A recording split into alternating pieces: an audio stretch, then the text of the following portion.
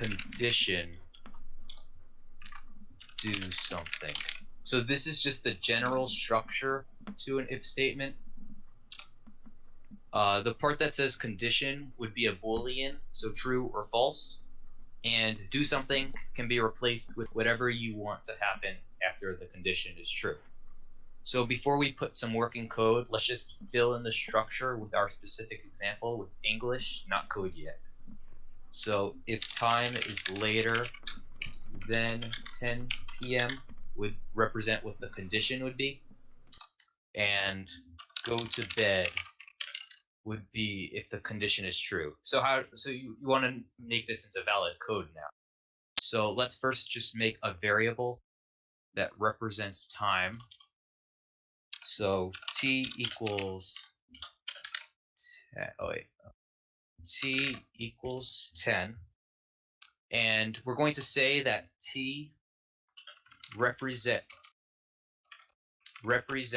a PM time.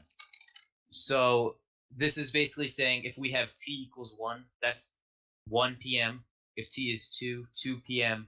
And so t is 10, 10 p.m. And you wouldn't see an example like this specifically in like nobody would usually use that with PM. They would probably put in like 24 hours or something like that. But we're just doing it for the sake of the example, so just assume it's a PM time.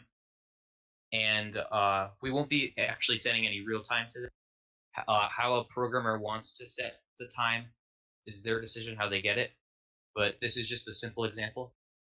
And for the sake of the example, let's make another variable in bed equals false. So that's just going to represent if they're in bed. What the programmer wants to do with what happens when they're in bed is up to them. But let's just show you how to make this something happen with an if statement. So now we're going to actually get rid of the English and make valid code. If t is greater than or equal to 10, so that's saying if it's 10 p.m. or later, go to bed. That's what that's what the condition means. But now we're actually going to change the result of that too. So in bed equals true. So what this is saying is when the time is 10 p.m. or later, in bed becomes true, or we go to bed. Now let's add to this example. So we're also going to add another line, print in bed.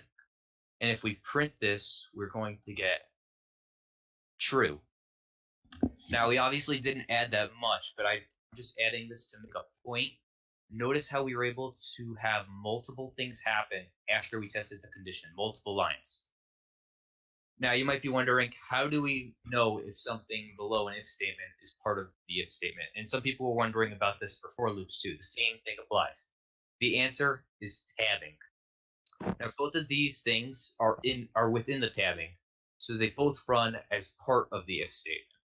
And to show this, let's actually make the condition false. So you can do this by let's try making t less than 10. So we know that 10 is not less than 10, it is 10.